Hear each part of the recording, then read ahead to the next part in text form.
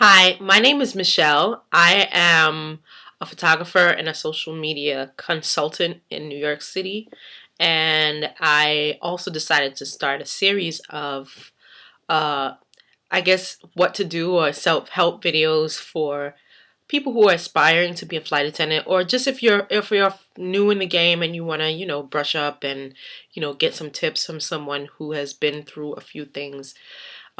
So my previous video on training, the 5 things to do to succeed in training, I decided to go ahead and throw 5 more things out there.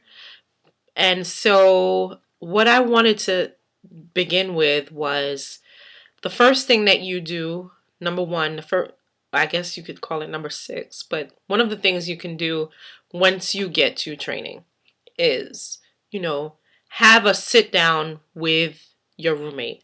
Most of the time, you're going to be either in a hotel or room and board, and you're probably going to be with someone. So if you're fortunate enough to go to some of those other airlines that have single occupancy, wonderful. You are there's some pros and cons to that too, but likely you're going to be with a roommate. And my thing is, you want to break the ice with your roommate as soon as possible. Um, the first night that you're there, you definitely want to have, get a sense of what they like. Do they like to stay up late? Do they like to eat in the room? I'm me myself. I'm sort of a homebody. I'll sit in the bed and study, whereas a lot of times you'll find that a lot of people will go to like the dining hall or to do a group study downstairs in the lobby or on another floor. And sometimes people go study in pairs.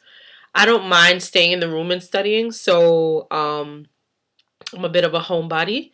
Whereas, does your roommate like to, I don't know, maybe play a musical instrument? You want to get all these things out of the way so you know what to expect while you're there. You just want to make sure that you two are on the same page so that you have, because you're going to be living with them for like at least 4 or 5 weeks. You want to make sure that you and them are on the same page. All right. So my next thing is, while you're in training, expect long days. And in order to succeed at this, you have to prepare. So if you're a person like me, like I'm okay with like a big meal in the morning, and that will usually carry me, and then lunchtime I'll pick up something light. But if you are a snacker, bring as many snacks as you can possibly bring. As a matter of fact, bring a little, like, one of those soft like lunch boxes that don't take up too much room in your suitcase, but that it's an insulated, like, soft lunch box, and you can stuff snacks in there. I know a lot of people that did that, and they love to snack, and throughout the day you have sometimes 12-hour days where you could have fruit, string cheese, peanut butter cups, um, things like that in your cooler, in your little snack box, so to speak. So just make sure that you plan ahead for long days. And when I say long days, that also includes if you are allowed to, say for instance, you're training somewhere where it gets cold at night. Bring a sweater, or a coat if you need one. Make sure you plan ahead. Listen to your instructors. They have all the knowledge. They are going to give you the heads up on what worked for them, because usually they were a flight attendant, most likely in the last 5 to 10 years, and so they know what they're talking about. All right. So my number 3 thing is, keep a healthy daily routine. Like, make it your Bible, because when you become a flight attendant, your life is going to, even though your schedule will be like here, there, and everywhere, your routine has to stay the same in order for you to stay sane. You have to be type A to the max. So when I say keep a healthy routine, I mean when you come in, say class ends at 5, you come in, you're back at the hotel by 5:30, go straight to your room, put your bags down. If you're a type of person that needs to relax like me, take off your ID, take off everything that you need for class tomorrow, meaning your ID, maybe you need to be in compliance, you need to wear your watch or whatever the case. Put it in a safe place that you know you can grab it in the morning, and do that religiously for the time that you are there. And these are habits that you're going to form when you're a flight attendant. If you need to do some extensive skincare like I do that at that moment. You know, get something to eat at the same time. You don't want to stray from your routine, and then next thing you know, like in class the next day, you have a stomach ache because you ate too late or something like that. Keep a routine and just, you know, go with it. Do not stray from it, because it could affect you in some way, and it's just not worth it. You know, you don't want to go to class and then realize, oh shoot, I left my ID on the table, because that's not really where you usually leave it. And they will send you home. And depending where you are, you might be able to get away with it, but a lot of times you cannot. You cannot. Do not take that chance. Put everything together. Even if you're going to put everything inside your school bag, so that by the time you get to school, you know you have it in the bag. Make sure you put a healthy routine together to keep yourself sane. Okay? All right. Now, speaking of your roommate, right? We talked about, you know, basic housekeeping, you know, breaking the ice. Um, Look out for your roommate. Your roommate is going through a lot, just like you are.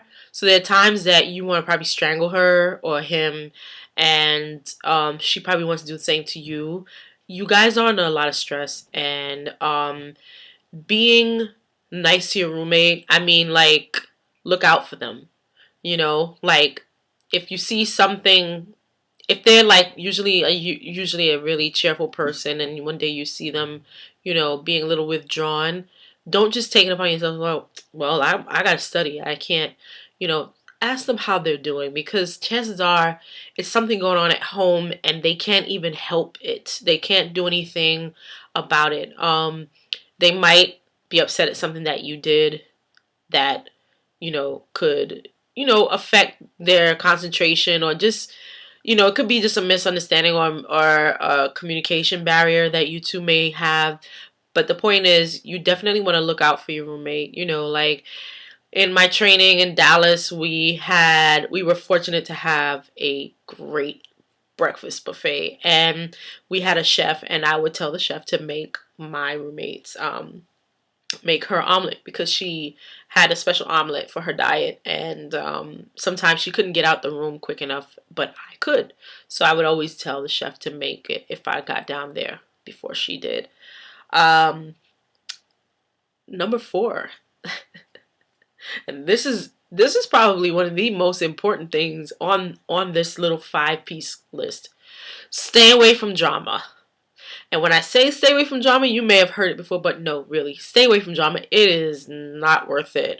I know people that got sent home for drama. And when I say stay away from drama, I mean don't even start the beginnings of drama.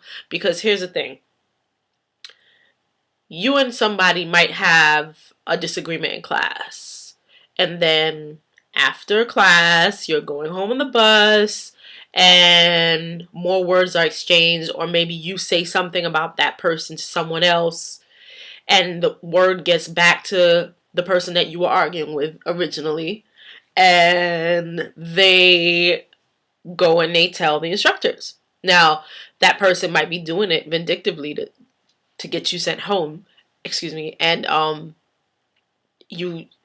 she might not realize that, yeah, you're gonna get sent home, but she's going to get sent home too.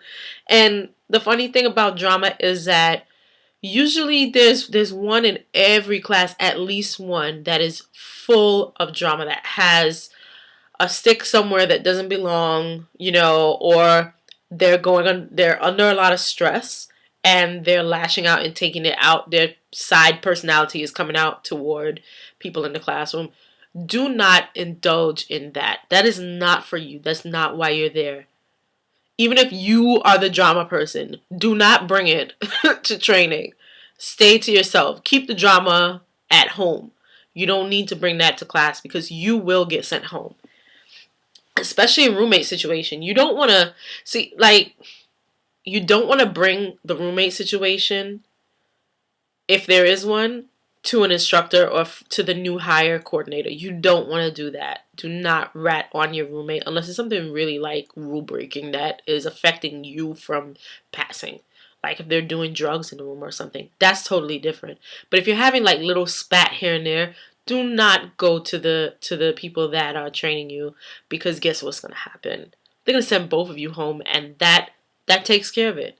Because their thing is, if you cannot get along for 5 weeks in a hotel that we're paying for, and you're getting free food and transit from the hotel back and forth, what are you going to do when you're making your own money and it's not that much money to begin with?